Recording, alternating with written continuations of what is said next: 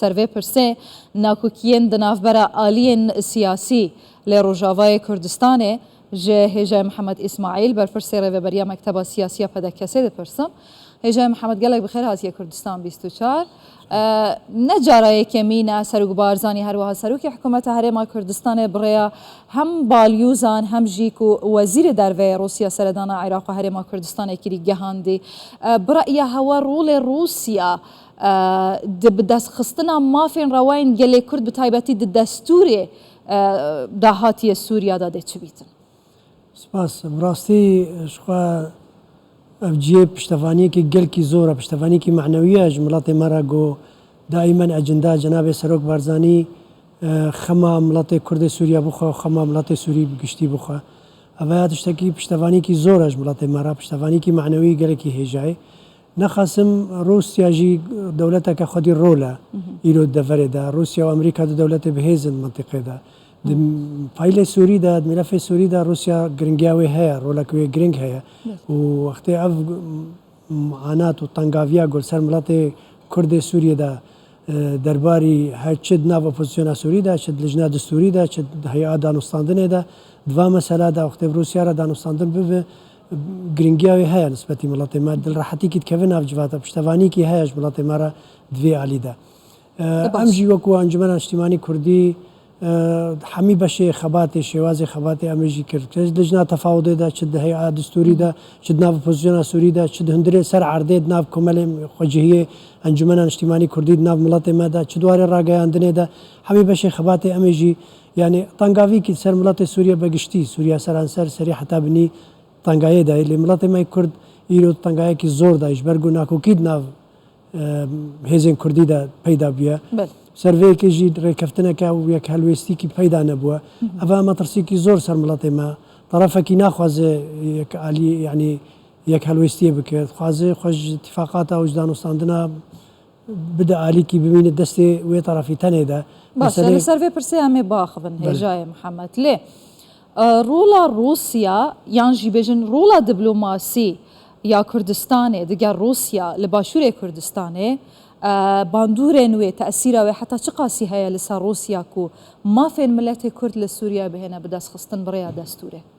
بله يعني روسيا جي دولتك بهذا ومنطقة فهم دكا زانجو رولا هرما كردستاني لسر بارچن دي كردي يباشي هي وما اصلا پشتوانیا ما هری سرکه هیزا ما پشتوانیا هرما کردستانیا و جناب سروک بارزانیه و ام جید زانن ملت ما جید زانن علیه ناف دولتی جی في حقیقتها زانن جبروی که روسیا گرینگیاوی هیات دفریده روسیا خوازد ریا ملف سوری دا گل کی جهگرتیه لنگه سوریا دا گل کی خورته خوازد ریا ملف سوری را رولا خل دفری حمیه بده بستینه و هر ملف اكيد منطقه ده هبه روسيا گرینگیاوی ته ده هبه گوتناوی ته ده هبه و روسيا خوشی دولت کی بهزه مهمه جیش ملت مره باشه افد دم كده كهجي مطرسي جي كي زيادة ترن لسر نافچين دستي ربر يا خو سردان لروجاوای کردستانه ناکو کین هنه باندورا خو برفره ترو خورتر دکن بالحف نکرنا آلین کردی لروجاوای کردستانه بو چی هین ناگهنا ایک سبب چنه راستی يعني برسيارك بس ملت ما تقريبا زانيات خلال وان هر 2 سال درباز بوي ما دانستاندنه كيش جير شاف ديريا ولا تقرتو امريكا ولا تكوجي امريكا جي رولك ويقول كي جرينك هي سوريا دا منطقه دا وما دمك كيم دا جي قال لك خال درباس كرن درينا سياسي ليفاجار يعني ما زيدي او ركفتنا اقول لازم اتشب سياسي اداري لشكري ما ني زيدي ني ويشي درباس كر طرف دي هجر اداره امريكي وقت هاد جوهرتن دسي هيفا نحاضر بو او حرتش بن بيكرن خستن اتفاق تشينا به يعني امريكا ناهيلي تركفتن برا لا طرف پیاده ناهيلي طرف پیاده ناخذ دسالاتك دستي ويداي ناخذ كسي دي بشريكي وي جبر في كيجي وقت ركفتن ما انجام داي هر پابند بوار ركفتن وشتيغو ما انجام داي پابندی پی نکردن هم بن پیکرنا هری تشتن هون لقالها في زمانه كامل سر استي راگهاندنی هيا قوام مروف هوا ناس نکه هون هر دو جی آلین کردن مروف دبیجا گلو اوه دجمنین دیرو کنه چما هون حول نادن وانا کوکیان بدن آلی لە ڕۆژاوای کوردستانی پشتی شۆڕەشە لە سووریە دەستکەف بەدەست هاتنە چەندین ناوچە دەموگرافیا کەتیە دەستێک کوردان هون چماوەیە ناپارێزن بەهەف نەکردنەوە سەرێکانیە چوو گرێسپی چوو عفرین چوو وایە مەترسی لەسەر کوبانێ هەیە بس اف نام حردو وك هف تحمل مسؤولية كان يعني طرفك هي دس حالات دست ويداي ناخذ دس خبر ده ما وكو انجمن اجتماعي كردي استراتيجيج مرا يك هلوستيا كردي قالك مهمه تفلي بن بيكرن وشوطان دنا مكاتب وطنقافيه ما نخشريه كي تقديم كريا قشوا دس بيبه نخشريه وشيا نخشريه ما جوجارك ديا بن بيكرن شينبن وقت سقفك زمني جير بيدانين شش خالن مدانه امريكا وجناب جانب امريكي سر امزكريه ما دليل هاجر طنقافي بحقي ما هاتنا وما نخشري ودايا في نخشري بري 4 هيفا 5 هيفا مدى اي برسفا بهادي تشبو ريفا بريا خو سر بقشت شماش برسفا بهادينين جانبي امريكي ومظلوم كوبا عبدي مذاكر نالسر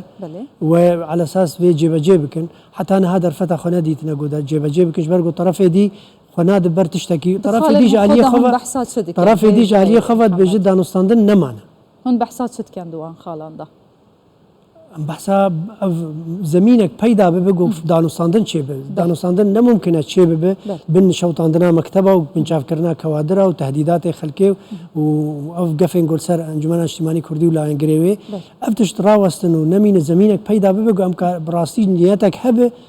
فانجمن اجتماعي كردي اشتر بيجي دستي ما دريشكريا وما جالي خفا نقول يوم مفاوضات خلاص بينا لطرف يديد خواز بيجي نمانش خلكيرات خوازش خلكير بيجي بير بكن هجاي محمد يعني ازوكي روجنا مافانك جوين هجا دبرسم ام بخوف ام ناكن خالنا كوكدنا برا هوا بيدي داتشنا جلو هون لسر تشنا جهن هف نعم ناسر ام بيجن تشاوي ريكفتنك سياسي هل ويستما سياسي يكبه ما يقدر باسكري مرجعي لي فقرك هبق وام تفضل تب بندي ويبن ما يقدر باسكري مسألة إدارية هف بش قلنا ما دشي لفقري وكيبه مرجعيه كردي ما يصير توام كريه ما خلص بارزاني نا مرجعيه ما يا مرجعيه كي ولا رجابه هذا هر طرفك بيست ودهج ديجي درفاي هر دو طرفاش بو خاطري بب ليفاغرك كردي كرسنا ما ياب مسائل افخال حميمه درباس كري ماي هنك مسألة إدارية دخل جيمانا ومسألة لشكري ماي وطرف ديتن قو ركفتن هر سري خسارات ده هي دس هلاش دس واتش رابو حرتش بن بيكرن ودس بريارين خراب حق انجمني بحق لهف نكرنا وما ترسين يعني انجام دانا اوبراسيون انجالي تركيا وزيدناك طبيعي وقت اعمل هف نكن رولامات بشروجا سوريا دا جيوت نبه بشروجا بروسيس سياسي سوريا دا ورولامات نبه وام وكو انجمن اجتماعي كردي امد هيئات تفاوض دا لجنه دستوري دا نجبو خاطر رولا كردات بشروجا سوريا ده باندورا دستي يعني دستي قنديله باش كرا بجم حتى تقاسي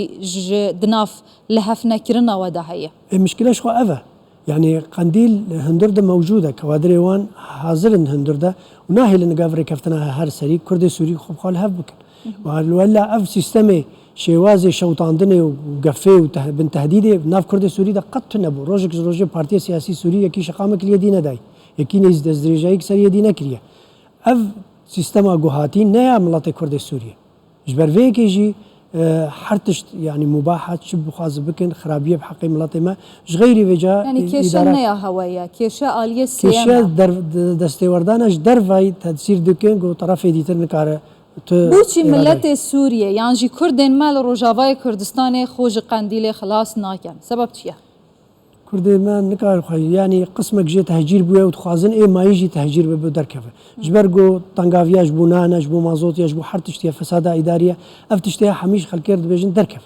كسك الفر نمين اف كرياري ملاتي كردي سوريا شو نكار نشاره صدانوتيا ديموغرافيا عفريني هاتيا جوهرتنا وبلانا وجراندنا اواريان هي جبو عفري سريكانيه وغريسبي بفي اواي بتشا بفي دستور داري همو نافچين كرد نشين روجاواي كردستاني نابنا عرب نشين بله يعني ايرو كرد ام 20 سال باش دفعتنا ام باش دفع جريان جديلا يعني كرد تمنيت كنا هالجوري حتى 2011 بان على الاقل ناف عائله كردي وزن كردي وجرنبونا كردي كرد تارو مار بينا بل بشوبلا بينا ناف دنيا دا وإيرو هاتنا سرجميري كي تشيتكن جبوش خلكيرا بيجن و كرد نمان كي تشيتك؟ إدارة بيادة تشيتك لكو داري تشيتك؟ دەست پێ کریەش هەرێما دێرکێ على اساس هەر دەریچێکە کەس نزانە ئەو سەرژمێرش بوو چییە. ڕەوشە کوردێن مە لە ڕۆژاوا چاوەیە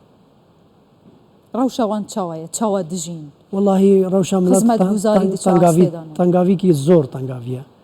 ژێرجێ ئەمان جینینە ئەزما نانە ئەزما مازۆتیە ئەزما هەر تشتیە چ خزمەت گوزاری نینن ئەجندێ حزبینە تەنفیز دکن گوه نادن تو مەسلحە مڵات تو ئێش و ئازار و تەنگاویە سەر مڵاتدا